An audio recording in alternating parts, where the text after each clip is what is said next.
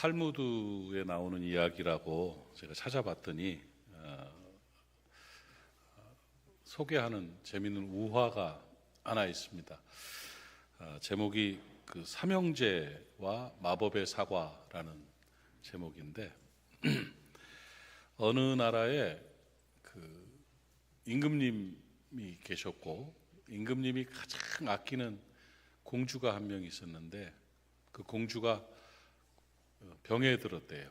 죽을 병에 들어서 시름시름 앓고 있는데 온 마을에 온 나라에 방을 붙여서 공주를 살려달라고, 공주를 살리는 자는 결혼을 시키고 이 나라를 주겠다, 이런 그 방을 붙여서 공주의 병을 낫기 위해서 이제 노력을 했습니다. 그런데 저 멀리 살던 어떤 삼형제가 있었는데 삼형제에게는 아주 특별한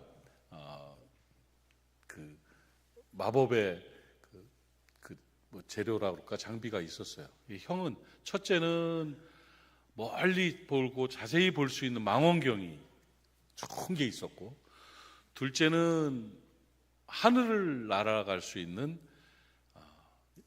돗자리가 있었습니다. 양탄자 돗자리가 있었고, 막내는 어떤 병에 걸렸든지 먹으면 살아나는 치료되는 사과가, 마법의 사과가 있었대요.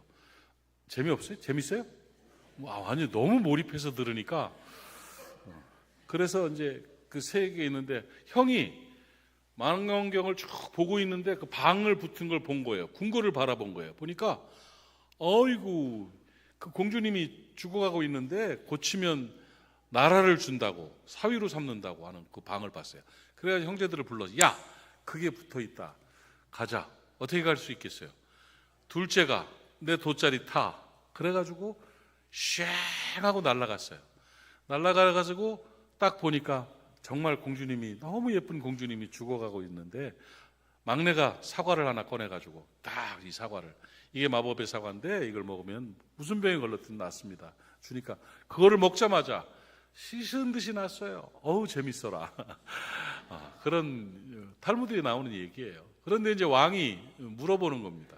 자, 3명이나 되니 결혼을 1명이랑 해야 되는데 셋이나 되니 누구랑 결혼해야 되느냐, 누가 우리 사위가 되겠느냐 했더니 첫째가 왕이요, 제가 돼야 됩니다. 왜냐하면 제가 그걸 보지 않았으면 이런 일이 있을지도 몰랐을 것이고 제 망원경으로 봐가지고 이런 상황이 돼서 났으니까 제가 공로가 제일 큽니다. 그랬더니 둘째가 형, 그런 소리 하지 마시라고. 왕이요, 제가 말이요, 일로 양탄자를 타고 오지 않았으면 앞만 보고 알아도 안 됐을 겁니다 하면서 서로 자기가 되겠다 그러는 거예요. 그리고 막내도 내 사과를 먹고 낫지 않습니까? 뭐 이렇게 됐는데 왕이 고민이 되는 거예요. 얘기를 들어보니 다 이유가 있어요. 뭐 하나라도 안 되면 안 되잖아요. 여러분이 왕이라면 누구를 사위로 삼겠습니까? 그 고민하다가 결국은 공주한테 물어봤어요. 공주야, 너는 저 망원경을 가진 저 첫째한테 갈래? 돗자리를 타고 날아온 둘째한테 갈래? 사과를 갖고 너를 낳게 한 막내한테 갈래? 물어봤더니 생각도 안 하고 이 공주는 탁 한 사람을 집었습니다. 누구냐면 당연히 막내지요. 사과를 가지고 내가 먹어서 낳았으니까 막내와 결혼하겠습니다. 그게 맞습니다. 그랬대요. 그러니까 아니 왜? 그랬대요. 그러니까 정말 멋진 말을 한마디 한 게, 제가 난 다음에 보니까 첫째는 망원경이 그대로 있고 둘째도 돗자리가 그대로 있는데 셋째는 자기 가진 전부를 준 것이기 때문에 셋째는 사과가 없어졌지 않습니까? 그러니까 제가 막내랑 결혼하는 것이 맞습니다 하고 얘기했다는 그런 재밌는 얘기가 있어요. 그런데 정말 사랑은 다 주는 거지요. 남겨놓고 있는 것은 진짜 사랑이 아니지요. 그런데 우리를 위해서 다 주신 분이 있습니다. 그분이 바로 예수 그리스도이십니다. 생명을 주셨습니다. 심장을 내어준 거예요. 저는 이 표현을 자기 몸을 찢어서 이루신 은혜다, 이렇게 표현하고 싶습니다. 예수 그리스도께서는 자기 생명을, 자기 몸을 찢어서 내어주심으로 우리를 구원하시고 우리를 하나님의 자녀 삼으셨음을 여러분 믿으시기를 바랍니다. 오늘 본문의 히브리서 10장 19절 20절 말씀을 보면 그러므로 형제들아 우리가 예수님의 피를 힘입어서, 이건 한 방울의 피를 말하는 게 아닙니다. 생명을 쏟아부은 피입니다. 성소에 들어갈 담력을 얻었나니, 성소에 들어갈 담력을 얻었대요. 그 길은 우리를 위하여 휘장 가운데로 열어놓으신 새로운 살 길이고 그 찢어진 휘장이 바로 그의 육체니라, 이렇게 말씀하고 있습니다. 자기 몸을 찢어 이루신 은혜인 것입니다. 예수님께서 이 성소의 휘장이 찢어졌다는 말을 어떻게 우리가 설명할 수 있냐면, 예수님께서 십자가에 우리 죄를 위해서 못 박혀서 죽으시는 고통을 당하고 계셨습니다. 못 박혀서 고통을 당하고 있을 때, 정오가 됐을 때 갑자기 태양이 빛을 잃었습니다. 온 땅에 어둠이 임해서 오후 3시까지 계속됐습니다. 정오에서 3시까지 땅에 어둠이 임한 것은 역사상 처음 있는 일이고 전에도 없었고 앞으로도 없을 일입니다. 그 어둠이 임하고 예수께서 운명하시는 그 순간에 누가복음 23장 25절 말씀을 보니까 놀라운 일이 기록되어 있습니다. 성소의 휘장이 한가운데가 찢어지더라. 느닷없이 예수님이 십자가에 죽으시는 그 순간에, 온 땅에 어둠이 임한 그 순간에 성소의 휘장이 한가운데가 찢어지니라 하고 성경은 기록하고 있습니다. 성소의 휘장이 한가운데가 찢어졌습니다. 이 사건은 공간복음 전체에서 모두 기록한 사건입니다.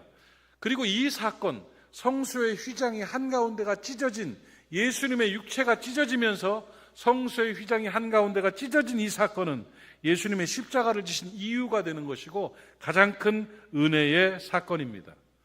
성소의 휘장이라는 것은 여러분 아시다시피 성소는 지성소와 성소로 구분되어 있습니다. 이 성소와 지성소를 막은 이 장막이 바로 휘장입니다.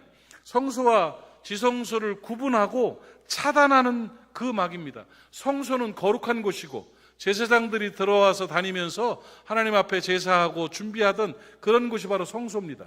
그런데 막혀있는 지성소 안은 지극히 거룩한 곳이라고 표현하고 있습니다. 하나님이 임재하시는 곳이죠. 거룩한 곳입니다. 세상에서 단절된 곳입니다. 이 지성소 안에는 사람이 들어갈 수가 없습니다. 이 지성소는 땅에 있지만 땅의 곳이 아닙니다. 이 지성소는 성전 안에서도 지극히 거룩한 곳, 하나님이 거하시는 곳이기 때문에 제사장들도 들어갈 수가 없습니다. 성소까지 들어왔지만 지성소에 막혀있는 휘장으로 말미암아 가죽으로 된 굵은 막입니다. 커튼 같은 거죠. 딱 쳐져 있어가지고 절대 들어갈 수가 없습니다. 그 지성소는 언제 들어갈 수가 있느냐? 그 휘장을 열고 들어가는 것은 1년에 딱 한 번, 온 민족의 죄를 사함을 받기 위한 대속죄일인 7월 10일 날 대제사장만이 세마포 옷을 입고 백성들의 죄를 대속할 피를 가지고 여러 긴 절차를 준비를 하고 성결하게 거룩하게 살다가 두려운 마음으로 지성소 안으로 들어가는 겁니다. 그런데 들어갈 때 발목에다가 끈을 묶고 들어갑니다. 그리고 옷에는 방울이 달려 있습니다. 끈을 묶고 두려움 가운데 지성소 안으로 휘장을 제끼고 들어가면 철렁철렁하면서 방울 소리가 들립니다. 그래서 하나님께서 그 대제사장을 용납하실 것이면 그냥 돌아다니면서 하나님을 제사하고 속죄소에 피를 부으면서 민족의 죄를 용서를 구하는 것입니다. 그런데 대제사장이 거룩하지 못하고 하나님에게 합당하지 못한 그런 모습으로 들어가면 그냥 피를 바닥에 쏟아다 철퍽하고 죽어버립니다. 움직이는 방울 소리가 들리지 않으면 백성들이 숨죽이고 있다가 너무 두려운 마음으로 숨죽이고 있다가 움직이는 방울 소리가 들리지 않으면 철퍽 죽은 겁니다. 그러면 발목에 묶어놓은 끈을 당겨서 그 안으로 들어가지도 못하고 끈을 당겨서 시체를 끌어냈다고 합니다. 그 지성소는 아주 거룩한 곳입니다. 하나님이 거하는 곳입니다. 지성소는 땅에 마련한 하나님의 거처고 하늘과 땅이 만나는 것입니다. 땅에 있지만 땅의 곳이 아닙니다. 그곳을 들어갈 수가 없습니다. 하나님을 만날 수가 없습니다. 그런데 예수 그리스도께서 우리의 죄를 대속하시기 위해서 십자가에 죽는 그 순간에 그 성소와 지성소를 가로막았던 그 휘장이 찢어진 겁니다. 예수님이 자기 몸을 찢으시는 그 순간에 성소의 휘장이 찢어져서 새로운 길을 내셨다. 성경은 그렇게 기록하고 있습니다. 자기 몸을 찢어서 하나님께서 어떤 은혜를 이루셨는지를 오늘 저는 여러분에게 말씀드리려고 합니다. 알고 믿어야 될 거 아니요. 알아야 믿게 되고, 알아야 감사하게 되고, 알아야 능력과 은혜를 경험하게 되는 것입니다. 예수님께서 자기 몸을 찢으셔서 그때 성소의 휘장이 찢어졌을 때 새로운 길을 내셔서 하나님 예수 그리스도께서 우리에게 주신 은혜는 무엇이냐? 자기 몸 찢어서 첫 번째로 우리가 기억할 것은 하나님께 나아갈 새 길을 열어놓으신 은혜입니다. 하나님께로 우리가 나아갈 수 있게 만드신 겁니다. 성소와 지성소의 구분이 없어 갈라졌습니다. 그래서 우리가 하나님께 나아가서 하나님을 만나는 역사를 이루어 주신 것이 자기 몸을 찢어서 우리에게 이루신 은혜인 것입니다. 하나님과 화목하게 하신 은혜입니다. 하나님을 만나게 하신 은혜인 것입니다. 오늘 본문을 다시 한번 읽겠습니다. 히브리서 10장 19절 20절입니다. 시작. 그러므로 형제들아 우리가 예수의 피를 힘입어서 성소에 들어갈 담력을 얻었나니 그 길은 우리를 위하여 휘장 가운데로 열어놓으신 새로운 살 길이요 휘장은 곧 그의 육체니라. 그의 육체를 찢으셔서 우리가 하나님을 만나게 된 것입니다. 성소의 휘장이 찢어진 것은 하나님과 인간 사이의 장벽이 허물어지고 사람이 하나님께로 나아갈 새 길이 열렸다는 것을 보여주고 있습니다. 그 길은 휘장이 찢어짐으로 휘장 사이로 난 새 길입니다. 휘장은 예수 그리스도의 몸입니다. 예수님이 십자가에 달려 손과 발에 못이 박히고 그 몸이 찢긴 이유는 우리를 하나님 앞으로 이끌어내기 위해서, 하나님께로 나아가는 새 길을 이루시기 위해서 그렇게 하신 것입니다. 죄악으로 물든 인간은 하나님께 나아갈 수 없었는데 예수님은 십자가에 찢겨 죽으심으로 하나님께 나아갈 새 길을 여셨습니다. 예수로 말미암아 하나님을 만난 여러분 감사하시기를 바랍니다. 예수님이 육체를 찢어서 내신 이 새 길을 통해서 거룩하신 하나님께 나아갈 수가 있는 것입니다. 이 찢어진 예수의 육체로 말미암아 새 길로 하나님께 나아간다는 것은 예수 그리스도의 피값입니다. 예수가 생명의 피를 흘리심으로 말미암아 우리는 하나님께 나아가게 된 것입니다. 히브리서 10장 19절을 다시 한번 보시면 아주 중요한 단어가 하나 있습니다. 그러므로 형제들아 우리가 뭐를 힘입어서? 예수의 피를 힘입어서 하나님께 나아간다고 말씀하고 있습니다.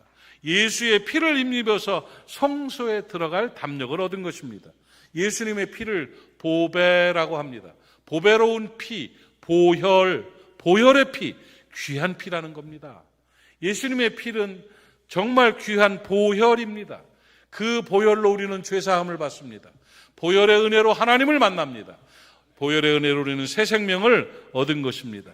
찬송가 258장을 보면 샘물과 같은 보혈은 임마누엘 피로다 이렇게 말씀하시면서 그 샘의 죄를 씻으면 정하게 되겠네. 그 샘의 죄를 씻으면 정하게 되겠네 하면서 찬송하고 있습니다. 이 찬송은 보혈을 찬송한 찬송입니다. 이 피는 보혈입니다. 이 찬송시는 윌리엄 카우퍼라는 사람이 쓴 고백입니다. 여러분 윌리엄 카우퍼는 영국 사람인데 영국에서 잘 나가는 변호사였습니다.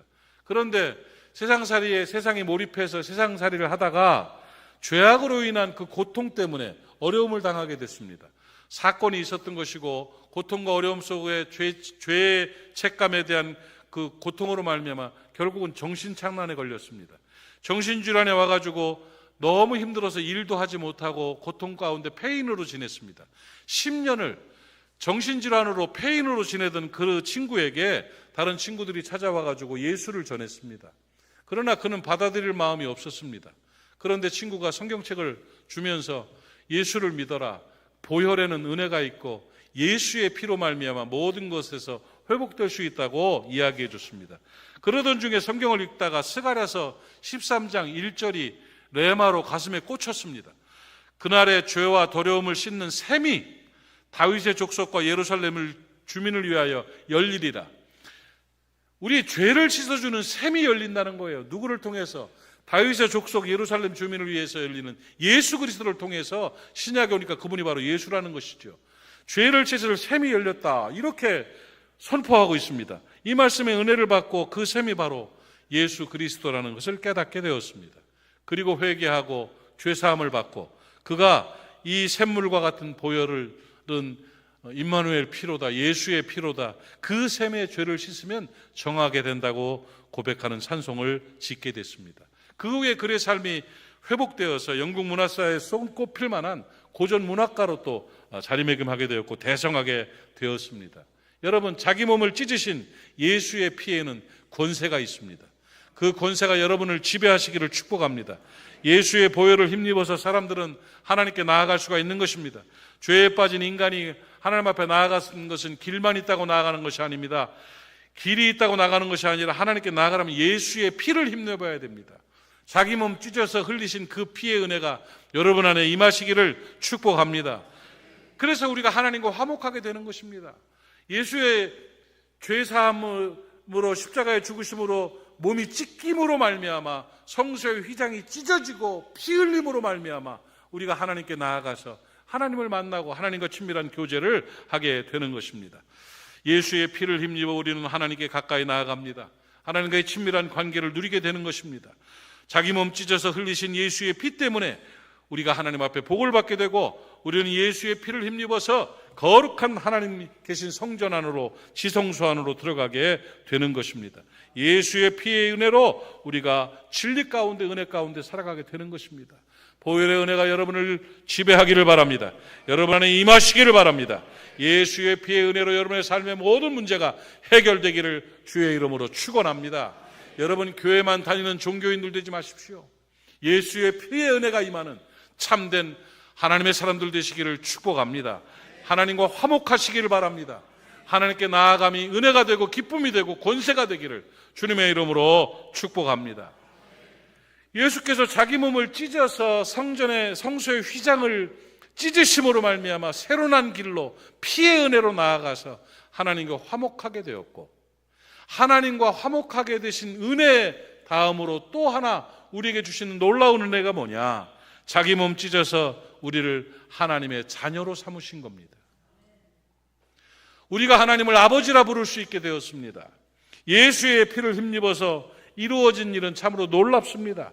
자기 몸을 찢어서 피 흘리신 예수의 피 때문에 우리는 하나님께 가까이 나아갔고, 예수의 피로 말미암아 하나님을 아버지라 부르는 하나님과 자녀 관계가 된 겁니다. 하나님이 우리의 아버지가 되고 우리가 하나님의 자녀가 된 것입니다. 하나님의 자녀로 삼으신 것입니다. 그 은혜가 우리에게 있기를 바랍니다. 아버지와 친밀한 관계를 맺게 되고 아버지의 사랑받는 자녀가 되어서 권세 있는 하나님의 자녀의 삶을 우리가 살아가게 되는 것입니다. 사랑하는 여러분, 갈라디아서 4장 6절 말씀을 보니까 이 선언을 하고 있습니다. 너희가 아들임으로 하나님이 그 아들의 영을 우리 마음 가운데 보내사 아빠 아버지라 부르게 하셨느니라. 할렐루야. 하나님을 아빠라고 부를 수 있습니다. 하나님을 아버지라고 부르게 된 것입니다. 여러분, 하나님 아버지이십니다. 하나님이 여러분의 아버지이십니다. 예수 그리스도께서 자기 몸을 찢어서 성소의 휘장을 가르시고 피로 새로 난 길을 만드셔서 우리는 피의 관계로 아버지의 자녀가 된 것입니다. 여러분, 하나님은 우리의 아버님이 아니고 아버지입니다. 국어를 좀 공부한 사람은 아시겠지만 아버지는 아무한테나 아버지라고 하는 게 아닙니다. 여러분, 진짜 아버지, 친아버지만 아버지라고 부르는 거잖아요.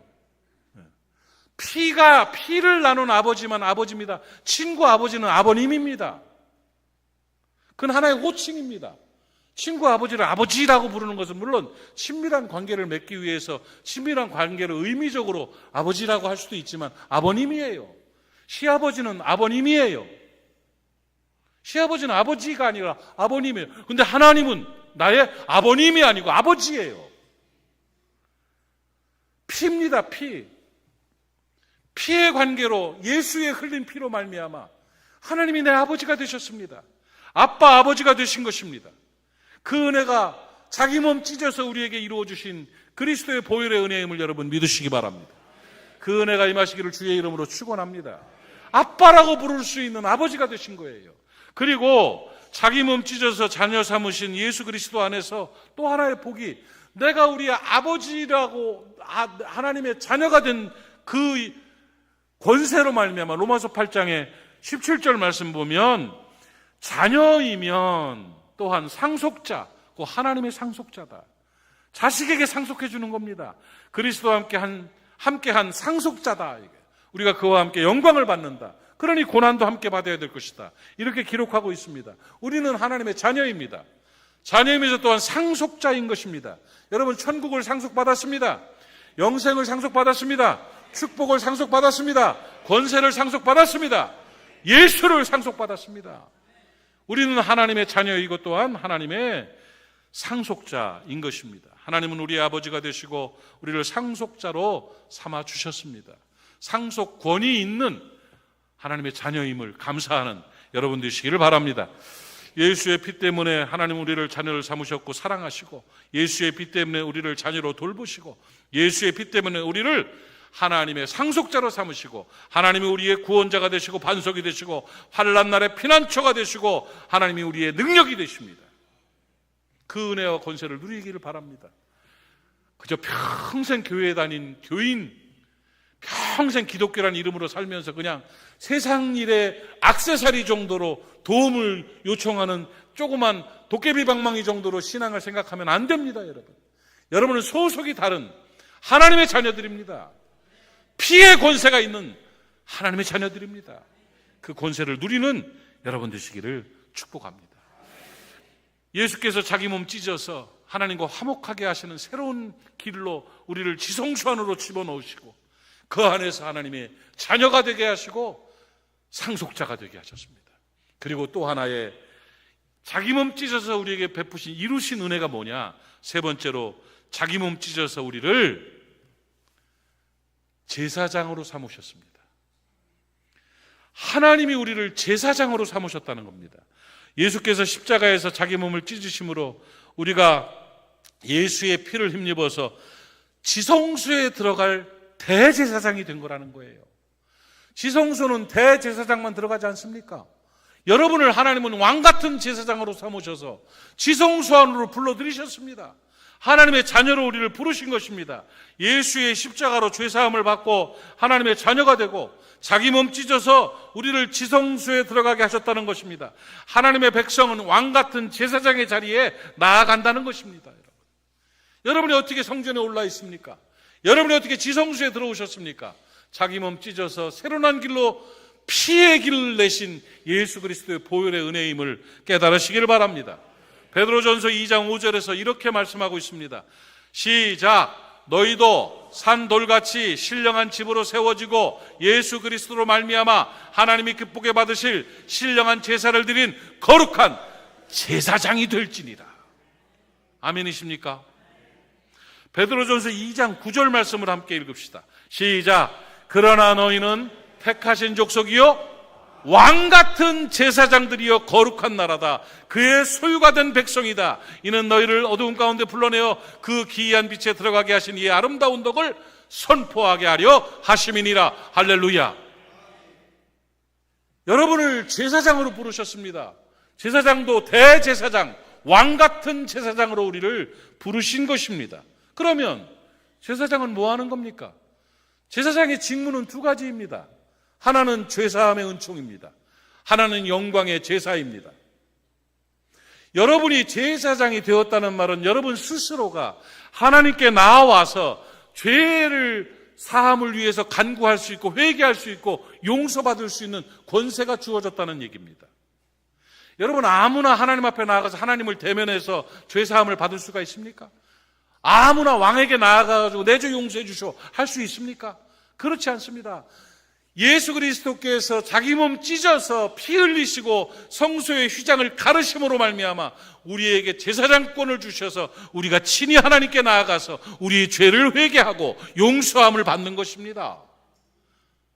이게 제사장이 되었다는 권세인 것입니다. 여러분이 성전에 올라 예배하면서 참회의 기도를 드리는 것은 엄청난 권세입니다. 지금도 같은 기독교지만 캐톨릭에서는 그 진리의 복음을 인정하지 않습니다. 여러분, 성도들이 하나님 앞에 회개하고 죄사함을 받기 위해서는 그들에게는 고해성사라는 것이 있습니다.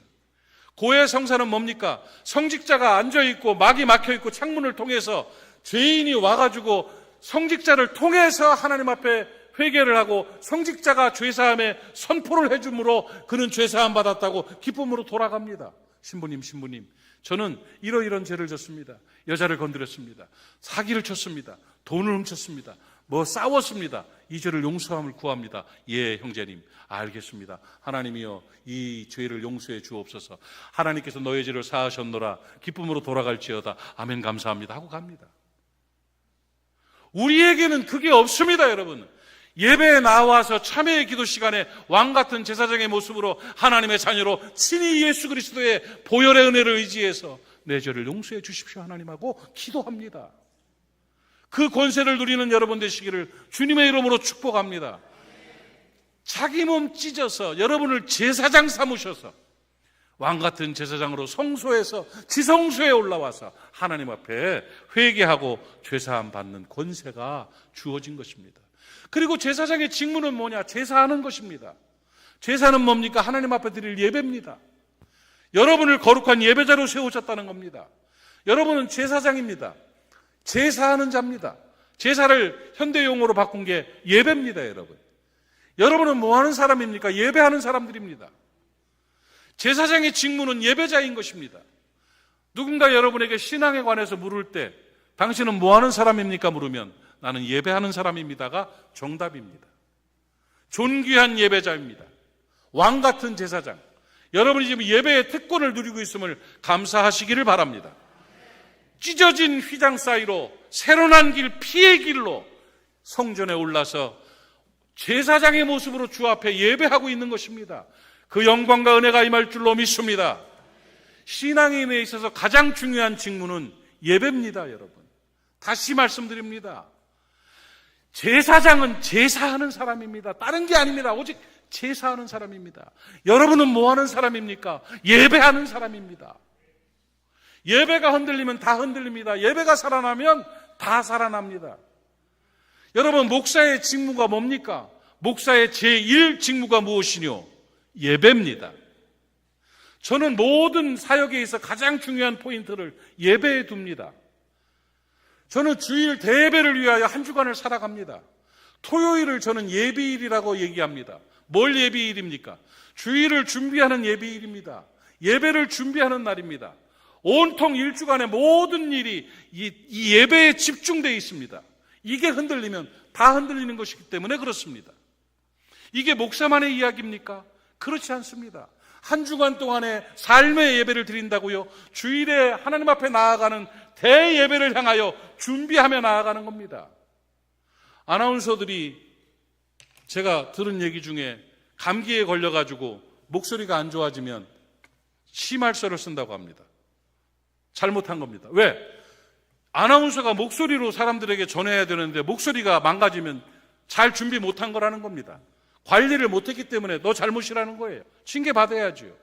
목사가 예배를 드리는데 예배가 최상의 컨디션으로 가장 기쁨과 감사로 올려드리는 예배가 드려져야 되는데 맨 다른 생각하고 나쁜 생각하고 못된 생각하고 막 이래가지고 부딪혀서 독이 가득해가지고 예배한다면 그건 징계감입니다. 제가 늘 말합니다. 부목사님들 또 교육자들 최고의 사명이 뭡니까? 담임 목사가 최상으로 예배할 수 있도록 준비해 주는 겁니다. 장로님들, 권사님들의 최고의 사명이 뭡니까? 담임 목사가 매주일 최상의 컨디션으로 예배할 수 있도록 마음 다스려주고 도와주고 함께 해주는 겁니다. 여러분들의 삶의 최고의 목표가 뭡니까? 거룩한 예배자로 최상의 컨디션으로 가장 신실하게 예배할 수 있는 자로 제사장의 직무를 다하는 것입니다. 그렇게 하나님 앞에 지성소에 들어가 예배하면 역사가 나타납니다. 권세가 나타납니다. 능력이 나타납니다. 치유가 나타납니다. 회복이 나타납니다. 해결됩니다. 하나님은 예배를 통해서 역사하시는 분입니다. 예배 시간에 빌빌 졸고 앉아있고 예배 시간에 하품 쫙쫙 하고 앉아있고 커피 마시면서 음악 들으면서 딴 낙서하고 딴짓하면서 예배하고 있는 모습을 보면 내가 뭐라고 말은 못하지만 너무 가슴이 아픕니다. 너무 속상하고 힘듭니다. 사랑하는 여러분, 기독교 신앙의 본질은 최고는 신실한 예배자가 되는 것입니다. 존귀한 예배자로 쓰는 것입니다. 예배에 자꾸 졸게 되면 토요일날 오후 5시만 되면 자요. 토요일 밤은 절대로 광란의 밤을 보내는 게 아닙니다. 저는 토요일 밤에 기도원 간다고 가는 사람들은 저는 반대합니다. 왜 토요일 밤에 기도원 갑니까? 딴 날 가. 기도원 갔다서 빌빌 졸고 앉아있으면, 기도원 갔다 예배 시간에 집중하지 못하고 흔들리고 있으면 그게 뭐이 잘한 겁니까? 제가 여러분들 언제 토요일 밤에 기도원 데리고 갑니까? 토요일은 쉬어요. 주일을 예배를 위해서 준비해요. 마음을 준비하고 영적으로 준비하고 하나님 앞에 나아갈, 옛날에 할머니들 어르신들 다 그렇게 살았습니다. 여러분, 토요일날 저녁에 다리미 갔다가 헌금 다렸습니다. 그 달인 헌금이라고 10,000원짜리가 50,000원짜리가 되는 건 아니지만 마음이죠. 마음, 예배를 준비하는 마음이에요. 그리고 제일 좋은 옷 꺼내놓고 걸어놓고 물 칙칙칙칙 뿌려가지고 우리 엄마는 입에다가 푹 해가지고 구겨진 거 펴고 이러면서 예배를 준비했다고요. 그게 예배예요. 아무나 와가지고 그냥 민방위 훈련하는 것처럼 앉아서 빌빌 졸다 가는 게 예배입니까? 하나님이 받으시는 예배는 그게 아닙니다. 온 마음으로 드려지는 예배, 준비되어지는 예배, 주목하여 집중하는 예배. 예배 드리고 나면 피곤해야 정상입니다. 예배를 드리고 나면 힘이 쭉 빠져야 됩니다. 예배 드렸다. 이렇게 되는 겁니다. 여러분, 우리 교회 그런 예배자들이 살아나게 되면 교회는 살아납니다. 우리 교회가 살아나면 사하구가 살아나고 부산이 살아나고 대한민국이 살아나고 이 땅이 회복되는 것입니다. 이 모든 것들은 왕같은 제사장으로 존귀한 예배자로 예배에 성공할 때 나타나는 귀한 은혜인 것입니다. 오늘 우리 모리아 교회가 그 은혜가 있기를 주의 이름으로 축복합니다. 예수 그리스도께서 십자가에 못 박혀서 자기 몸을 찢으심으로 보혈의 피를 흘려서 성소의 휘장을 가르셨습니다. 그 피로 새로 난 길을 통해서 우리를 하나님과 가깝게 하셔서 화목의 은혜를 베푸셨습니다. 우리에게 하나님의 아들이 되고 딸이 되는 자녀의 권세를 주셨습니다. 그리고 우리가 죄사함 받고 왕같은 제사장으로 예배자가 되도록 우리를 삼아주시고 세워주신 것입니다. 이것이 예수 그리스도께서 자기 몸 찢어서 우리에게 이루어주신 은혜입니다. 그 은혜와 권세가 우리 모두 안에 충만하게 나타나기를 주님의 이름으로 축복합니다. 기도합시다. 하나님 아버지, 그리스도께서 자기 몸 찢어서 그 피로 하나님께 나아갈 세계를 열어놓으시고 하나님과 화목하게 하시며 하나님의 손을 잡게 하시며 하나님의 자녀로 삼아주시고 상속자로 세워주셔서 감사합니다. 더욱이 감사한 것은 우리를 제사장 삼아주시어서 우리가 직접 하나님께 나아가 죄사함을 받고 우리가 존귀한 예배자로 쓰임받게 하시니 감사합니다. 자기 몸 찢어 이루신 그 은혜를 누리는 모리아가 되게 하여 주시옵소서. 예수님의 이름으로 기도하옵나이다. 아멘.